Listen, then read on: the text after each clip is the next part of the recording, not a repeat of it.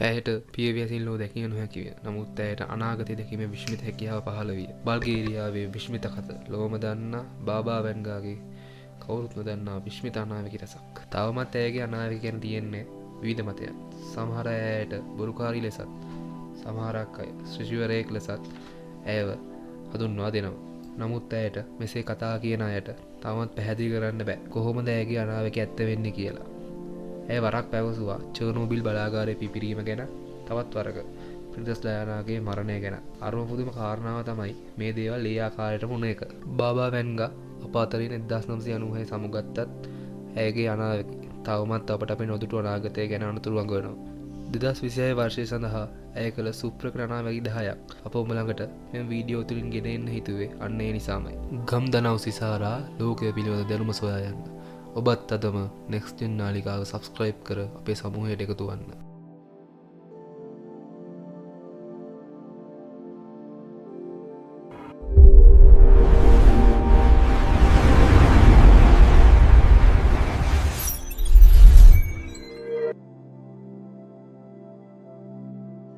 අංක 10 අහස පාලනය කිරීම. බාබා වැන්ගා වරක් අනාවැකියක් පළ කරා ස්වභාව ධර්මයේ තවදුරටත් එහි සුපුරුදු තත්ත්වය හැසිරීම නතර කරන බවටත් කුණාටු ඉඩෝරය සහ වැස්ස පවා මිනිසුන්ගේ පාලනයට නතුවන බවටත් මුලින්ම මේ අහද්දි මීට අවුරුදු 20කට කලින් නම් මෙය කළ නොහැක්කක් ලෙස හැඟවුණත් නමුත් වර්තමානය වන විට රජය සහ විද්‍යාඥයන් පිළිගන්නවා ජෛව ඉන්ජිනේරු තාක්ෂණය යටතේ කළ හැකි බව. වලාකුළු වලට ඩ්‍රයි අයිස් ඉසීමෙන් වැස්ස ඇති කරගන්නා බව අපි කවුරුත් දන්නා සුපුරුදු කාරණයක්. ඊට අමතරව හාප් වැනි ව්‍යාපෘති දිව් කාලයක පටන් වායුගෝලය වෙනස් කිරීමේ චෝදනාවට ලක් වෙලා තියෙනවා. ඇයගේ අනාවැකි ඇත්තනම් 2026 වන විට කාලගුණය ස්වභාව ධර්මයෙන් පාලනය වෙනවා වෙනුවට මිනිසුන් අතින් පාලනය වීමට පටන් ගනීවි. විවිධ රටවල් එය අවියක් ලෙස භාවිතා කිරීමට නැඹුරු වේවි. එම නිසා රටවල් අතර යුද්ධ පවා ඇති වේවි. අනාගතයේ උණ්ඩ වෙනුවට සුළි කුණාටු, නියම්, වියලි කාලගුණ තත්ත්ව වැනි දේවල් ආයුධ ලෙස පාවිච්චි කරොත් ජනතාවට කුමක් නම් සිදු වේවිද? උණ්ඩ වලින් රණ්ඩු කරොත් තුවාල ඇති වෙන්න පුළුවන්. නමුත් අපි ආයුධයක් ලෙස කාලගුණය පාවිච්චි කරොත් වෙන බලපෑම අපිට හිතා ගන්නවත් බැරි තරම් විශාල එකක් වේවි.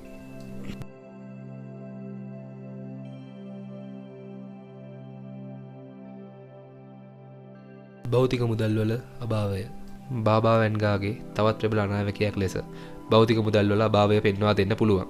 ඇය කියන අන්දමට අපි වර්තමානයේ භාවිතා කරන මුදල් නෝට්ටු වැනි භෞතික මුදල් වෙනුවට වෙන යම් ක්‍රමයක් මිනිසුන් අතර ප්‍රචලිත වීම අපිට 2026 වර්ෂය වන විට දැක ගන්න පුළුවන්. වර්තමානයේ මිනිසුන් අතර ප්‍රචලිතව පවතින ක්‍රිප්ටෝකරන්සි, මධ්‍ය බැංකු ක්‍රමය වැනි ක්‍රම වලට වඩා හාත්පසින්ම වෙනස් නවතම ක්‍රමයක් ලෙස ලෝක පුරා ප්‍රචලිත වේවි. මුදල් අපේ අත්වල පවතිනවා වෙනුවට පද්ධතියක මගින් පාලනය වන ඔබේ අතේ ඇති ස්මාර්ට් ජංගම දුරකථනයට පමණක් සීමා වන දෙයක් බවට පත් වේවි. මෙලෙස මුදල් ඩිජිටල්කරණය වීම මගින් බොහෝ වාසි ඇතත් මෙහි අඳුරු පැත්තකුත් තියෙනවා. හැකින් මූල්‍ය වංචාව වැනි දේවල් වලට නතු වීමේ අවදානම ඉහළ යනවා. රජයක් හෝ සමාගමක් ඔබේ මුදල් වලට ඔබටම පිවිසීම නැති හැකියාව එක බොත්තමක් පාවිතය මගින් නතර කර දැමුවොත් ඔබට කුමක් සිදු වේවිද? අපි තාක්ෂණය භාවිතා කරන්නේ අපේ පහසුව සඳහාද නැත්නම් අපේ පාලනය කිරීම සඳහාද? සිතා බලන්න. රජයක් හෝ සමාගමක් විසින් ඔබ රූකඩයක් වගේ පාලනය කළොත් ඔබට කුමක් සිදු වේවිද?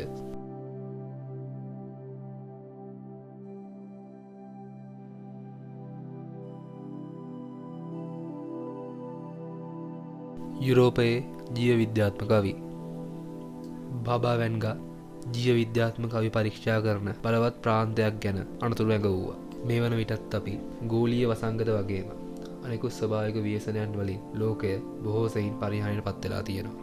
එය කැපිපෙනෙන ආර්ථික, සමාජීය සහ මිනිසුන්ගේ ජීවිත තත්ත්වයන් වල පවා ප්‍රබල ආකාරයේ පසුබෑමකට ලක්වීමට තුරුදුන් කාරණාවක්.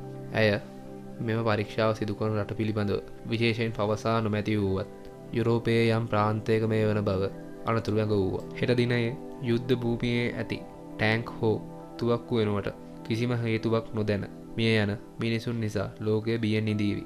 නගරයෙන් නගරයට, රටකින් රටකට පැතිරී යන අහිංසක මිනිසුන්ගේ ජීවිත බිලිගන්නා COVID-19 වැනි වසංගතයකින් තව කොයිතරම් ජීවිත විනාශ වෙන්න ඉඩ තියෙනවාද?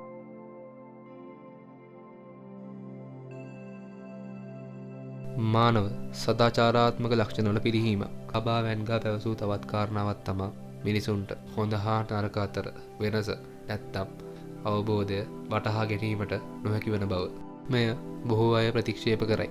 නමුත් මදක් ලෝකයේ දෙස බලන්න Facebook, WhatsApp වැනි සමාජ මාධ්‍යවල වර්ධනයත් සමග සත්‍ය තොරතුරු වලට වඩා අසත්‍ය තොරතුරු වල පැතිරීමේ ශීඝ්‍රතාව වැඩි වෙලා තියෙනවා. වර්තමානයේ වන විට මිනිසුන් පවා සත්‍ය තොරතුරු වලට වඩා අසත්‍ය තොරතුරු පිළිගැනීමට නැඹුරු වෙලා තියෙනවා. ළමයින් පවා මේ වන විට මිනීමැරුම්, දාම ඝාතන වැනි සිද්ධි තිරයක නරඹනවා. එය සාමාන්‍ය දෙයක් බවට පත් වෙලා. වර්තමානයේ වන විට මිනීමැරුම්, දාම ඝාතන වැනි බොහෝ සමාජ විරෝධී ක්‍රියා තිවීමට හේතු වී ඇත්තේ සමාජ මාධ්‍ය බොහෝ සෙයින් හිතකර ප්‍රතිලාභ අපට අත්කර දුන්නත් සමහර නොසුදුස්සන්ගේ නොමනා වැඩ නිසා එය නරකාදියක් බවට පත් වෙලා තියෙනවා. භාව ධර්මයේ නව ශක්තියක්. මෙය ඇයගේ අනාවැකි අතරින් අතිශය චිත්තාකර්ශනීය අනාවැකියක් වෙනවා. එමගින් සංස්කෘතිය පරිණාමය වන බවටත් මිනිසුන්ගේ චින්තන හැකියාව වර්ධනය වන බවටත් ඇය නැවත නැවතත් සිය අනාවැකිය තුළින් අවධාරණය කරා. න්‍යෂ්ටික බලය ගැන වර්තමානය වන විට අපි යම් යම් කාරණා දන්නවා. නමුත් ඇය පැවසුවේ අපි කවුරුන් නොදන්නා මේ වනතුරුත් ස්වභාව ධර්මයේ සැඟවී තියෙන නවතම බලශක්තියක් ගැන. මෙය 2026 දී යථාර්ථයක් බවට පත්වෙනව නම් මේ වන විටත් ලෝකයේ තියෙන බලශක්තිය අතර පරිණාමයක් ඇතිවීමට තුරුදෙන ප්‍රධාන හේතුවක් වේවි. තෙල්, වාතය, ගල් අඟුරු වලින් පමණක් දුවන්නේ නැති ලෝකයක්. අනිත් සෑම සොයා ගැනීමකටම වගේම මේකටත් ගැටලුව තියෙන්න පුළුවන්. කවුද මේ පාවිච්චි කරන්නේ? කවුද මේ පාලනය කරන්නේ? කවුරුද මේන් වාසිය ලබන්නේ? කවුරුද මේන් අවාසිය ලබන්නේ?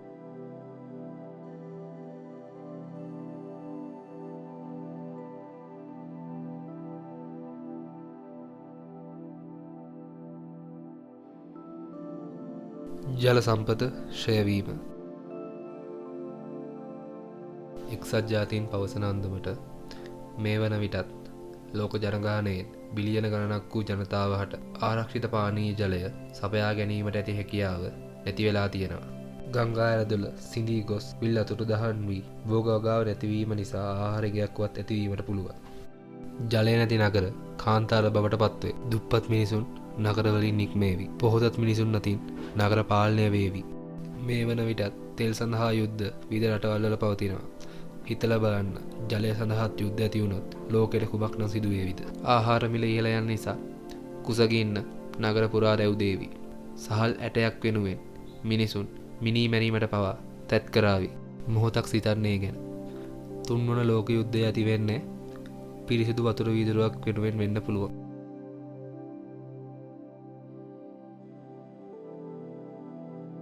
උල්කාවක් කඩා වැටීම.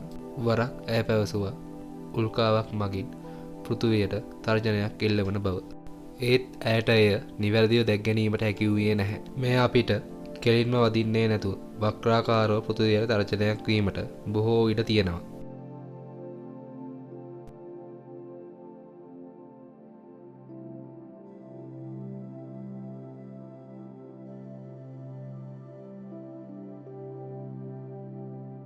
පුරාණ වෛරසයක් අවදි වෙයි.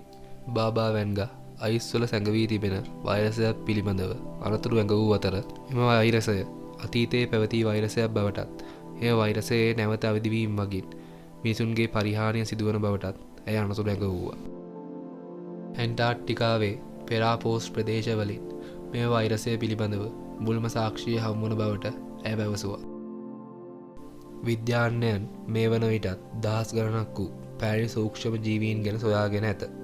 එම ශුද්‍ර ජීවීන් අතරින් මේ වන විටත් සමහර ශුද්‍ර ජීවීන් ජීවත්ව සිටින බව විද්‍යාඥයන් පවසති. ඒ අතරින් සමහර ශුද්‍ර ජීවීන් ගැන විද්‍යාඥයන්ට පවා ඇත්තේ සීමිත දැනුමකි. නූතන වෛද්‍ය විද්‍යාඥයන් නොදන්නා පැරණි වෛරසයක් ඉඳහිට අවදි වූහොත් කුවක් නම් සිදුවේවිද? එය මිනිස් සංහතියේ අවසානය බවට පත්වේවි. COVID-19 මගින් අපට මුහුණ දීමට සිදුවුණු කටුක අත්දැකීම හා සමාන අත්දැකීමකට අපට නැවත මුහුණ දීමට සිදුවේවිද? නැත්නම් ඊට වඩා විශාල හාත්පසින් වෙනස් භයානක අත්දැකීමකට අපට මුහුණ දීමට සිදුවේවිද? ඔබේ මතය කමෙන්ට් කිරීමට අමතක නොකරන්න.